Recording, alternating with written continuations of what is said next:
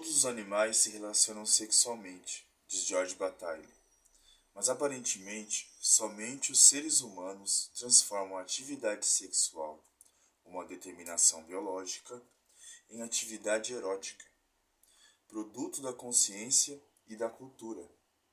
O erotismo é uma atividade propriamente humana. Exige uma experiência interior, exige consciência. Ao mesmo tempo, é a parte do ser humano que mais proximidade tem com a animalidade. É o retorno ao excesso primordial que precisou ser negado para que a consciência existisse. Uma tensão entre natureza e cultura é o erotismo. Estamos aqui com a Viviane Moser, a espécie que sabe, do Homo sapiens, a crise da razão. E vejam só essa citação, essa parte aqui, esse parágrafo, né?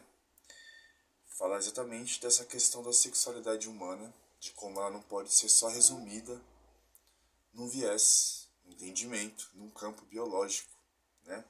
Nós, seres humanos, criamos consciência da nossa sexualidade, criamos consciência, inclusive das nossas sensações, das nossas emoções, o que a gente sente, o que a gente fantasia, o que a gente deseja, né? Não é como os animais irracionais, como os animais não humanos, né? A sexualidade deles se resume, me parece, né? Talvez nem seja tão assim também, mas de uma forma bem mais específica, tem uma função só biológica, né? Uma função de reprodução, né? E é interessante a gente pensar essa coisa da animalidade humana, de como a gente precisou se restringir quanto aos nossos impulsos, pulsões sexuais, né? E como isso ainda encontra brechas, ainda furos, ainda permanece algumas ideias, dependendo de alguns aspectos. Um deles, talvez, aqui, eu acho que vale citar, é a questão de gênero, né? Quando se fala de animalidade, sexualidade biológica, a gente entende, a gente percebe, a gente observa, a gente vivencia na nossa vida, na cultura, como é dito a respeito da sexualidade do homem, por exemplo, né? Que se diz muito que o homem pensa com a cabeça de baixo, né? Como falam. Isso não existe, né? A gente pensa com a máquina que é nosso cérebro, mas a gente simboliza, né? Daí o cérebro, ele não produz as nossas simbologias, não produz as nossas interpretações, né? No sentido de como pode dizer, o pensamento, né? O cérebro, ele tem uma função meio que de uma máquina, né?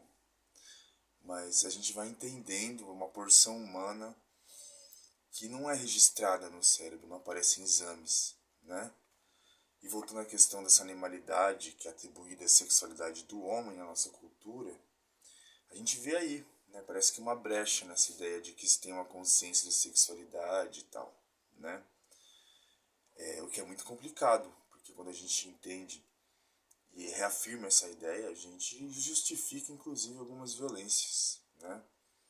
Porque não é à toa que em casos de abuso, né, de violência sexual, tende-se muitas vezes a culpabilizar a vítima, porque o homem, afinal, tem essa sexualidade animalesca, incontrolável, biológica, essa coisa que a gente está falando aqui, nesses vídeos sobre a série desse livro da Viviane Moser. Exatamente o contrário. Nós humanos temos capacidade, sim, de nos restringir sexualmente. Inclusive essa ideia que se reproduz da animalidade do homem no sexo, né? É uma forma também de, talvez, fetichizar, até de forma um pouco sádica e perversa, de reafirmação de poder, uma prática sexual que é dita comum, né? Enfim, eu acho que eu fiz uma voltona enorme, mas é isso que a gente faz aqui, né? Porque a gente tem que pensar. Um livro serve não só pra gente ler e ficar, como eu já disse, né, filosofando, né, como se filosofar fosse só parar, pensar, conversar e depois a gente segue a vida. A nossa vida continua. E tudo isso que está sendo dito aqui nesse livro, nesses vídeos que a gente vai pensando, faz parte da nossa vida diz da nossa vida, diz de nós, diz de quem convive com nós, diz da cultura, diz da política, diz de tudo, né? Vamos pensar. O que o erotismo instaura em nossas vidas é uma possível continuidade com os outros seres humanos. Interessante. Ao mesmo modo que o erotismo ele é essa tensão entre natureza e cultura, ele também instaura em nossas vidas uma possível continuidade com os outros seres humanos, essa troca com os outros, com a natureza, rompendo o isolamento a que cada um, como indivíduo, está fadado. Nossa ferida trágica, nossa dor constitutiva é que somos seres sozinhos. Não estamos em continuidade com nossos pais, nem com nossos filhos. Entre um ser e outro há um abismo. Na impossibilidade de romper esse abismo, buscamos senti-lo de perto, a partir da tentativa de retomar esta continuidade perdida. A gente está falando de afetos também, né? A gente vai criando isso, inclusive, para existir com o outro, estar com o outro, se vincular com o outro. E como a Viviane coloca aqui, muito bem colocado, lidar, tentar dar conta dessa ferida trágica, essa dor constitutiva que é a solidão. Nós somos seres sozinhos. Claro, vocês podem discordar de mim em muitos aspectos e eu vou concordar com muita coisa. Né? A gente tem família, muitas pessoas têm família, outras não. Que apoia ou não, que apoia ou não apoia, enfim. Ou que tem conflito, sempre tem conflito. Amigos, rede de apoios, tudo é primordial. A gente pensa no coletivo como política. Mas a gente está falando aqui de um aspecto mais subjetivo e mais profundo da condição humana de ser só, no sentido de uma frase até clichê assim, talvez, que é: cada um sabe a cruz que carrega, ninguém sente a dor do outro, ninguém pode dizer alguma coisa da dor do outro ou do outro, que cada um sabe o que é estar na própria pele. Sofrimento,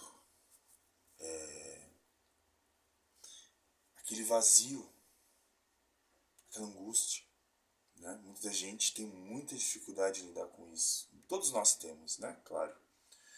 Mas isso pode ir para um lugar muito obscuro, sombrio, né? A gente fala aí de depressão, de isolamento, pânico. Nossa sociedade hoje está muito presente, né?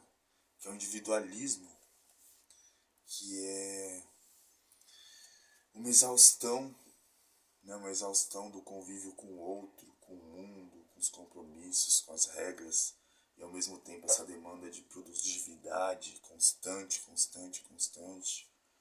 As relações vão ficando cada vez mais impossíveis, talvez. Não sei. O sentido do erotismo sexual é a fusão dos corpos. Não, peraí, eu pulei aqui. Entre um ser e outro, ser há um abismo. Na impossibilidade de romper esse abismo, buscamos senti-lo de perto, a partir da tentativa de retomar essa continuidade perdida. Já havia lido, mas só para frisar. O sentido do erotismo sexual é a fusão dos corpos, a supressão dos limites, a suspensão do isolamento e da solidão. Acabamos de falar disso. Mas não é somente a sexualidade que produz erotismo. O amor é também erótico, mesmo quando não acontece a fusão dos corpos, porque nos oferece a substituição do isolamento e da solidão por meio de uma maravilhosa continuidade afetiva, afeto, como havia dito, moral, entre dois seres, ou entre 3, 4, 5. Né? A gente ama, a gente idealiza. Amor aqui, né, não só um amor romântico, né? Um amor entre casais, vamos dizer assim, trisais, não sei. Mas amor com amigo, né? Um amor com a família, um amor por uma profissão, um amor por uma atividade, vários amores, né? Isso é erotismo, né? Isso é erotismo. Mas também pode ser erótica a nossa relação com a poesia, olha só, a música, o teatro, as artes em geral, na medida em que permitem a suspensão das regras, o delírio das formas e da imaginação. O que marca o erotismo é a relação do ser humano com a vida. É a possibilidade de o ser humano viver a vida sem limites, mesmo que isso somente possa, não, mesmo que isso somente possa durar alguns segundos, como num orgasmo. Tudo a ver, né? Erotismo, orgasmo, mas vocês veem que não é só de sexualidade, sexo que a gente está falando quando a gente fala de erotismo, né? Isso aqui é um movimento erótico, um vídeo, estou falando, meu corpo aqui está aqui presente, minha voz, minha atenção, meu pensamento fluindo, enfim, né? Isso aqui também é uma forma de lidar com essa tensão entre a natureza e a cultura, falando sobre a natureza, a cultura e essa tensão. Olha só que doideira. Não é? Ou não é? Ou eu tô brisando? Eu acho que é assim. Eu acho que tudo isso que a gente vem fazendo, né, na nossa cultura, eu acho que especialmente nessa era aqui virtual, digital, que a gente está sempre falando, sempre querendo pôr para fora, às vezes a gente coloca a palavra vazia, às vezes a palavra plena, né, citando aí um pouquinho de Lacan, que estou estudando. Mas enfim, a gente tenta estar no mundo, né, a gente tenta colocar o que a gente pensa, o que a gente que nos incomoda, né. Enfim, envolve muita coisa, né? Pode ser isso também, não é só isso aqui não. Né? Não é só, nunca é só isso. Tem sempre mais, acreditem. Tem sempre mais. Né? Quando se esgota, o esgotamento gera mais. O erotismo nos leva a colocar nosso ser em questão. Ponto importantíssimo. Nosso ser, nossa humanidade, estruturada como limite, como forma, colocar esse ser em questão é experimentar o ilimitado.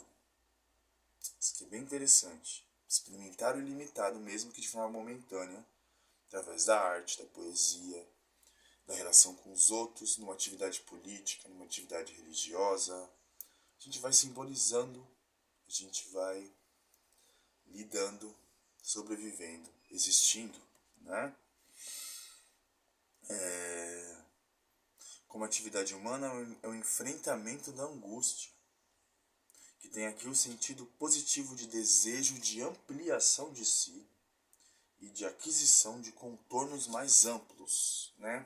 Fluir, expandir quem somos, né? Expandir nossos pensamentos, nossas ações. O que fundamenta a angústia é a consciência do excesso. Olha só, que nos impulsiona em direção ao limite. Isso pode ser perigoso, excesso, impulsionar-se, ser impulsionado por limite, ultrapassar o limite, né? Essa consciência desse excesso como restrição da totalidade, como ordenação da violência. A gente precisa ordenar a violência que existe dentro da gente também, né? Como eu disse, podem acontecer movimentos perigosos e acontece, né? Mas a necessidade, igualmente premente, de transgressão dessas proibições nos impõe a expansão e ultrapassamento daquilo que somos. Só queria fechar esse vídeo aqui, depois de ler tudo isso aqui sobre o erotismo, sobre o excesso, a violência, o descontrole, a animalidade. Consciência, né? Falando de consciência, a gente não pode acreditar, talvez, que a gente possa ter controle de tudo isso que a gente está colocando aqui. Isso aqui é feito na cultura, através do erotismo, através de simbolizações. Mas há um perigo aí, em acreditar que, tendo consciência disso tudo, se pode controlar isso tudo. E eu acho que é um sintoma da nossa cultura hoje. Essa ilusão de controle das emoções, controle de si, para ser uma pessoa de alta performance também, né? Mas agora eu fico por aqui. Até mais.